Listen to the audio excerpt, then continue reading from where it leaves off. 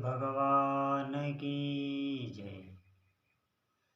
श्री सीताराम सरकार की। श्री सद्गुरुदेव भगवान की जय। श्री सीताराम सरकार की जय। श्री राधारमण लाल की जय। श्री गौरी शंकर महादेव की जय। सभी दर्शकों और भक्तों को कोटि कोटि प्रणाम। सबको प्रेम भरा जय जय श्री राधे। सभी दर्शकों और भक्तों से अनुरोध है, निवेदन है, कृपया आज का सत्संग बहुत ही महत्वपूर्ण है, बहुत ही ध्यान पूर्वक आप सुने। देखिए, उपासक जब कोई भजन में भक्ति में चलता है तो उसके रास्ते में कई प्रकार की रुकावटें भी आती हैं। उनसे कभी हमको घबराना नहीं और हमको यही सोचना है कि ये मेरे इष्ट देव के द्वारा भेजी गई हैं। हमें ये बिल्कुल नहीं सोचना है कि ये कहाँ से आफत आ गई, क्या है।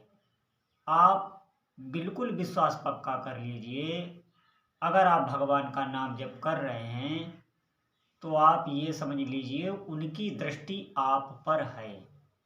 आप बिल्कुल निर्भय हो जाएं। और धीरे धीरे क्या होता है कि उपासक का अहंकार गलित होने लगता है। अहंकार हर जीव में रहता है, जाता नहीं है। बड़े बड़े योगी तपस्वियों के भी अंदर अहंकार रहता है। अहंकार जब जाता है तभी भगवत दर्शन होती है। और अहंकार प्रायः लोग कह देते हैं कि हमें भगवान के आंसू, मेरी आंखों में भगवान के आगे आंसू नहीं आते। इसका कारण यही है कि हमारे अंदर देहाभिमान बैठा है। जो भक्त भगवान के आगे रोते हैं, आंसुओं से सिंचन करते हैं, वो बहुत भाग्यशाली होते हैं। आप सच मानिए, उससे बड़ा भाग्यशाली कोई नहीं है जो अपने इष्ट देव के आगे रो रहा है। वो क्यों रो रहा है? क्योंकि उसका अहंकार गलित हो गया है, हृदय उसका द्रवित हो गया है, तभी वो अंदर से हारा है, तभी वो अपने इष्ट देव के आगे रो रहा है।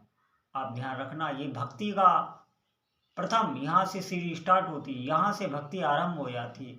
जो भी जिनके भी भगवान के आगे आंसू आते हैं, व्याकुल हो जाता है अंदर से चित्त, उस समय आप देखना अंदर बिल्कुल एकदम शांत हो जाता है, बिल्कुल शांत, ठहरा हुआ जैसे जल हो, ऐसे हृदय शांत हो जाता है। और कोई भी चिंता, परेशानी, भय उस समय बिल्कुल नहीं रहता, जिस समय उपासक भगवान के आगे रो रहा होता है। और वही रोते हैं जिनका अहंकार गलित हो गया, हृदय द्रवित हो गया है। ये हृदय शुष्क बना रहता है, तभी आंसू नहीं आते। नाम जब करते करते भक्त का हृदय द्रवित होने लगता है। विश्वास करें, उस द्रवित हृदय में ही उसके इष्ट देव झलकने लगते हैं। बिल्कुल सरस हृदय हो जाता है, जिसे हम रस युक्त कहते हैं, रसमयी। अंदर की वृत्ति उस उपासक की रसमयी हो जाती है और फिर वो आगे बढ़ता चला जाता है और अपने इष्ट देव का साक्षात्कार करता है। वो बाहें फैलाए हुए खड़े हैं। गलती सिर्फ हमारी तरफ से है। हम विषय भोगों में, हम इस मन के द्वारा इतने विषय भोग भोग के हमारा हृदय शुष्क हो गया है। अगर वो विषय ना हमें मिले तो आप देखना, आपको क्रोध आने लगेगा, बिल्कुल आने लगेगा निश्चित।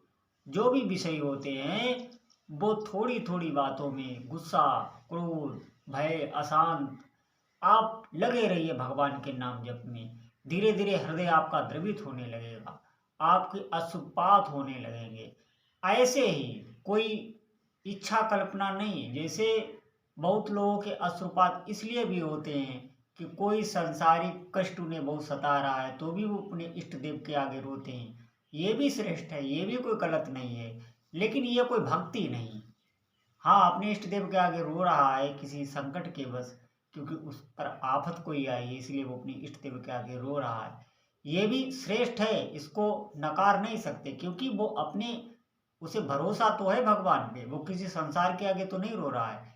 लेकिन एक रोना होता है जब हृदय को कुछ पता नहीं होता, स्वाभाविक ही अश्रुपात होने लगते हैं।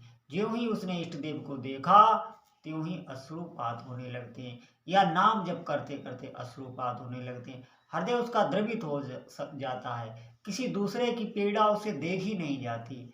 हृदय हमेशा भरा रहता है, हमेशा छलछलाता रहता है, ऐसा हृदय हो जाता है। आंखों में आंसू छलछलाते रहते हैं। ऐसे भक्त बहुत भाग्यशाली हैं और वो बिल्कुल निश्चिंत रहें, वो अपने इष्ट देव के करीब हैं। वो अपने इष्ट देव से दूर नहीं, आपको भी दिखाई नहीं दे रहे। क्यों? क्योंकि अभी आपकी दृष्टि खुली नहीं है, अभी आपका तपोबल इतना नहीं बढ़ा है कि आप अपने इष्ट देव को इन्हीं आंखों से देख सकें। सच मानिए, इन्हीं आंखों से दिख जाते हैं, इन्हीं आंखों से इष्ट देव दिख जाते हैं जब धीरे धीरे। लेकिन किससे? भजन से ही। यही भजन आपको करते रहना, इसी में आगे ये सब स्थितियां आती हैं। तो उपासक बहुत सावधान रहें, और अगर आपके अश्रु अपने इष्ट देव के आगे उनकी बात सुन के उनका नाम जप करते हुए निकलते हैं, बराबर धारा बहती है अश्रुओं की, तो आप इसे छिपाने की भी कोशिश करना। ये अमूल्य निधि है, ये ऐसा समझें, ये आपको इष्ट देव के मिलाने के लिए कीमत है, ये धन है। इसे कोई मामूली चीज ना समझें। ये जो आंसू आप बहा रहे हैं, एक एक बूंद, ये धन है, यही इष्ट देव से मिलाता है। तो आप निश्चिंत रहें और आप भजन पर डटे रहें। भजन से ही ये हृदय दबित होगा, अन्यथा नहीं। तो आप भजन करते रहें, भजन बढ़ाते रहें। सभी का भगवान के भजन में मन लगे, सभी भगवान की ओर बढ़ें, सभी की मनोकामनाएं पूरी हों। बोलो जय जय श्री सीताराम।